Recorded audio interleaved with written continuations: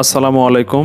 আপনাকে অসংখ্য ধন্যবাদ এই ভিডিওতে প্রবেশ করার জন্য। আপনি দেখছেন ট্রিপলি স্কুল ফর ফ্রেশিয়ার। বরাবরের মতো আমি রাকিব বলছিলাম। আজ আপনার সামনে উপস্থাপন করতে যাচ্ছি আমাদের ইন্ডাস্ট্রিতে বহুল ব্যবহৃত টেম্পারেচার কন্ট্রোলার, যেটা অটোমেশনকে আরো সমৃদ্ধ করে থাকে। এবং ইন্ডাস্ট্রি মানেই এখানে বিভিন্ন হিটিং এলিমেন্ট থাকে, অর্থাৎ বিভিন্ন ডিভাইস থাকে। সেই ডিভাইসগুলো বা মেশিনগুলো অবশ্যই সেখানে হিট জেনারেট করে থাকে, অর্থাৎ তাপ উৎপন্ন করে থাকে। এই তাপমাত্রাটাকে যদি আমরা কন্ট্রোল করতে পারি তাহলে কিন্তু আমাদের ইন্ডাস্ট্রির ইফিসিয়েন্সিটা বাড়ে এবং শক্তি থেকে আমাদের তো আমি এর আগের ভিডিওতে এই টেম্পারেচার কন্ট্রোলার নিয়ে কথা বলেছি এবং এর আগে আমার চ্যানেলে দেয়া আছে আরটিডি, অর্থাৎ যে আরটিডি PT100 সেন্সর, সেই সেন্সর সম্পর্কে কথা বলা আছে, সেন্সর সম্পর্কে ভিডিও দেয়া আছে। কিন্তু শুধু সেই সেন্সর দিয়ে কিন্তু সরাসরি আমরা একটা অটোমেশনকে কমপ্লিট করতে পারি না, তার জন্য একটা কন্ট্রোলার লাগে। সেই কন্ট্রোলার নিয়েই আজকের ভিডিও, এবং আমরা আলাদা করে এই কন্ট্রোলার নিয়ে কথা বলেছি। সেই কন্ট্রোলার সাথে কিন্তু আমাদের সেন্সর, অবশ্যই এই কন্ট্রোলারের ভ্যালুর ইনপুট হিসেবে একটা সেন্সর লাগে। আমরা সেটা নিয়ে আজকে আপনাদের সামনে কথা বলবো। তো এই হচ্ছে আমাদের সেই টেম্পারেচার কন্ট্রোলারটি এবং এই হচ্ছে আমাদের আরটিডি PT100, অর্থাৎ আমরা যে সেন্সরটি ব্যবহার করে থাকবো যে হিটটা নেওয়ার জন্য সেটা। তো আজ আমি এগুলোর কানেকশন আপনাদের সামনে তুলে ধরবো। তো আর দেরি নয়, চলুন মূল ভিডিওতে প্রবেশ করা যাক। তার আগে আপনার কাছে একটি অনুরোধ, আপনি যদি আমার চ্যানেলে নতুন হয়ে থাকেন তাহলে অবশ্যই সাবস্ক্রাইব বাটনে প্রেস করে বেল বাটনটাকে অল করে দিবেন এবং লাইক করবেন ভিডিওটিতে। আপনার যদি কোনো মতামত থাকে সেটা কমেন্টে লিখবেন। আমরা আশা করি সেগুলোর সবগুলোরই অ্যান্সার দেওয়ার চেষ্টা করব। আর কথা না বাড়িয়ে এখন আমরা সংযোগ সম্পন্ন করি। এটি হচ্ছে বক্স। আপনারা যারা দেখেছেন এর আগের ভিডিওটি তারা দেখেছেন। আমি জাস্ট আপনাদের দেখানোর জন্য রেখেছি। এটাকে আমি এখন রাখছি না, কারণ বক্সের কোনো কাজ নেই। এটাকে আমি সাইডে রাখছি। আমাদের এটির জন্য একটি মিটার লাগবে, আমরা মিটার নিয়েছি। এইটার যে পাওয়ার ডায়াগ্রামটা আমি দেখিয়েছি সেই পাওয়ার ডায়াগ্রাম অনুযায়ী আমরা কাজ করব, অর্থাৎ এখানে পাওয়ার ডায়াগ্রাম না, এটার যে পিন ডায়াগ্রাম আছে সেই পিন ডায়াগ্রাম অনুযায়ী আমরা কানেকশন করব। তো আমরা প্রথমেই খেয়াল করবেন এখানে কোন পয়েন্টে বা কোন টার্মিনালে কি দেয়া আছে। এখানে আমরা খুব সুন্দরভাবে দেখতে পাচ্ছি যে 7 এবং 8 নাম্বার পিনে, অর্থাৎ 7 এবং 8 নাম্বার টার্মিনাল, অর্থাৎ এইখানে আর এখানে এই পয়েন্টটাতে কিন্তু এই ডিভাইসের জন্য যে সেলফ পাওয়ার সাপ্লাইটা লাগবে সেটা দিতে হবে। এটার জন্য আমরা কি করেছি, এরকম একটি পাওয়ার কেবল নিয়েছি। আমরা এটা দিয়ে একটি পাওয়ার কর্ড নিয়েছি একটা পাওয়ার দেওয়ার জন্য। তো আমরা কি করব, এখানে দেয়া আছে ফেজ নিউট্রাল, বা এখানে লাইন এবং নিউট্রাল দেয়া আছে। তো আমরা এভাবেই কাজটা করব। এখানে 7 নম্বরে আমরা ফেজ সাপ্লাই দিব। আমি লাগিয়ে নিচ্ছি।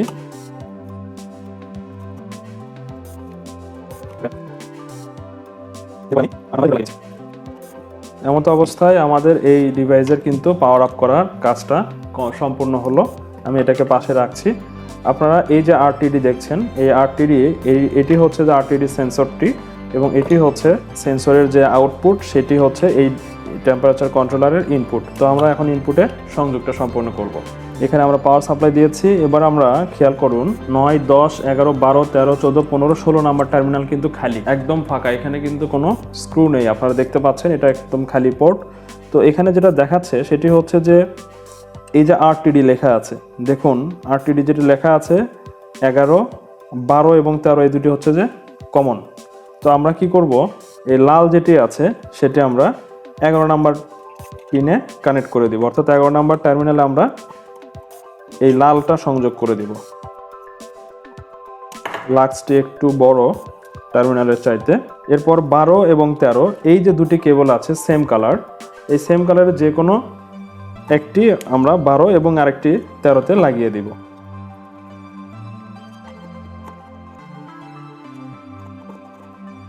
কানেকশনটি খুব সুন্দর করে এবং সাবধানতার সহিত করবেন যেন কোনো ভুল ত্রুটি না হয়ে থাকে। তাহলে আমাদের সংযোগ সম্পন্ন হলো। আমরা একটু রিভিউ করে দেই। এটি হচ্ছে যে খুবই সিম্পল। আমরা যে কাজটি করব এখন সেটি হচ্ছে যে আমাদের এই সব টার্মিনালে আমাদের সংযোগ দরকার নেই। যদি আপনার মনে হয় যে এই ধরনের টার্মিনালেও আপনার কাজ হবে তাহলে এগুলোতে অবশ্যই কানেকশন করে নেবেন। এখানে AL1-এ ওপেন আছে, AL2-তে ওপেন আছে, অর্থাৎ এই দুটি এনো কন্ট্যাক্ট। আপনি এই দুটির সাথে রিলে কানেক্ট করে নিয়ে আপনি আরেকটি কন্ট্রোলার সেটাকে আপনি কন্ট্রোল করতে পারেন। আবার এই পাশটাতে আছে হচ্ছে আপনার মিলি ভোল্ট, মিলি অ্যাম্পিয়ার, ভোল্ট, সেগুলোর আউটপুট, অর্থাৎ এই কয়টি টার্মিনাল, এই 13 থেকে 9 পর্যন্ত। এবং এগুলো সব এখানে আসছে, এই সেন্সরগুলো এখানে কানেক্ট হবে এবং এখান থেকে যে আউটপুটটা পাবো, অর্থাৎ এই কন্ট্রোলার থেকে যে আউটপুটটা পাবো সেটা আমরা ম্যানুয়ালে দেয়া আছে। সেই ম্যানুয়াল অনুযায়ী আমরা আপনাদেরকে একটু ইনফরমেশন দিয়ে দেই কী কী আউটপুট আমরা পাবো।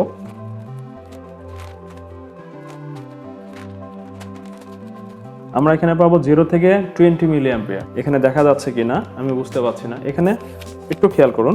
0 থেকে 20 মিলি অ্যাম্পিয়ার, 0 থেকে 10 মিলি অ্যাম্পিয়ার, 4 থেকে 20 মিলি অ্যাম্পিয়ার, 0 থেকে 5 ভোল্ট, 1 থেকে 5 ভোল্ট। অর্থাৎ এই কয়েকটি আউটপুট আমরা এই ধরনের এই কন্ট্রোলার থেকে আমরা পাবো। সো আপনার যে ধরনের আউটপুটটা দরকার সেভাবে এখানে কানেকশন করবেন। অবশ্যই এখানে ডিসি আউটপুটটা পাচ্ছি আমরা, মিলি অ্যাম্পিয়ার পাবো, সেটা কিন্তু ডিসিতে পাবো।